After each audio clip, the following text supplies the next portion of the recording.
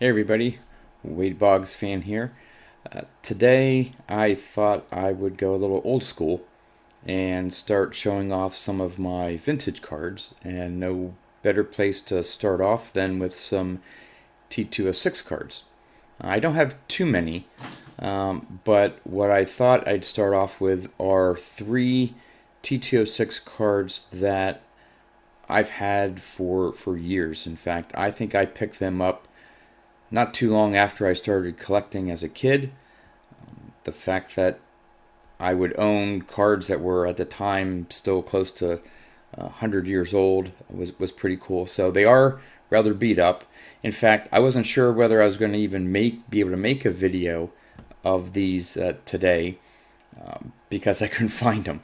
I am pretty well organized with my non-Wade Boggs cards, but for the life of me, I could not find them at all.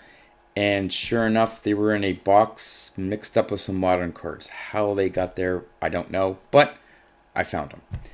So the first one is a Art Frome.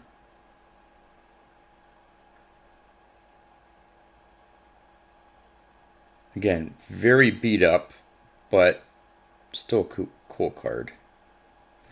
It's a Piedmont back.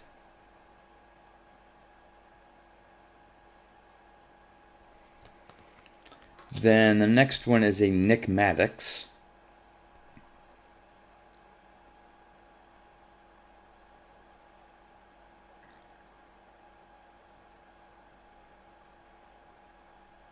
Pittsburgh. And there's also a Piedmont back.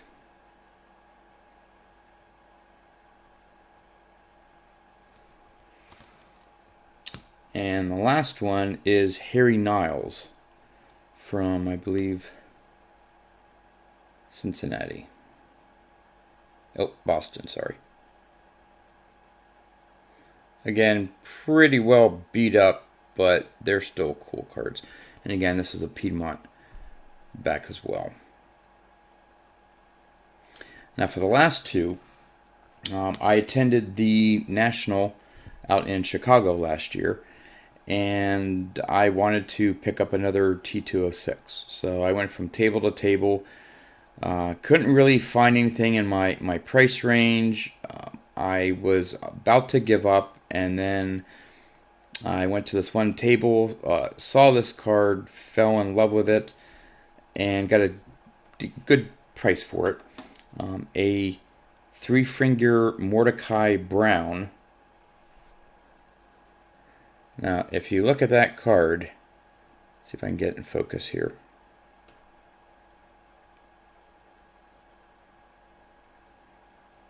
Come on. There we go. That thing is nicely centered, nice corners, just a gorgeous card, great color, and it's a 1. So I thought, how is this a 1? Well, the back has some paper loss, but to me, I didn't mind. I mean, I look at the front of the card anyway. Look at that card. Sharp corners, great centering, Hall of Famer. Can't go wrong with that. So, love that card. And finally, back in 2015, I attended my first national out in Chicago. And one of the items on my want to find and buy list was this last card. And it's of a Hall of Famer, probably considered one of the greatest, definitely pitchers of all time, if not one of the all-time great players in baseball history. And it's a Christy Mathewson. Now, to give a little bit of a background, if you saw my video, my last video, I was wearing a Bucknell t-shirt. I don't live too far away from Bucknell University in central Pennsylvania, and Christy Mathewson attended Bucknell University. In fact, I believe he's buried in the cemetery right next to the university. I'm not 100% sure. I haven't checked it out or visited, but I think that's the case. Anyway, I've always loved Christy Mathewson, and I've always wanted one of his cards. So again, back in 2015, I was able to pick this one up. I little off-centered, but nice corners. Just a very nice example. Again, I got it for what I think was a pretty good price. It's in an SGC holder. It's a 40, which is a very good 3. But this is probably one of the crowns of my collection, non-Boggs collection for vintage cards. This is right up there. There may be one other card that I'll show off some other time that may be right at the top there. But here's my Christy Mathewson T206 Dark Cap. I just love that card. And it has a sweet cap roll back.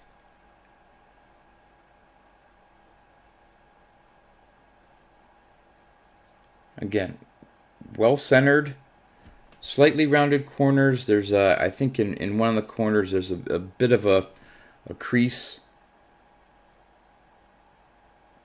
But again, that is just one sweet card. Well, there you have it, the introduction to my vintage collection with my T206 cards. So, as always, thanks for watching.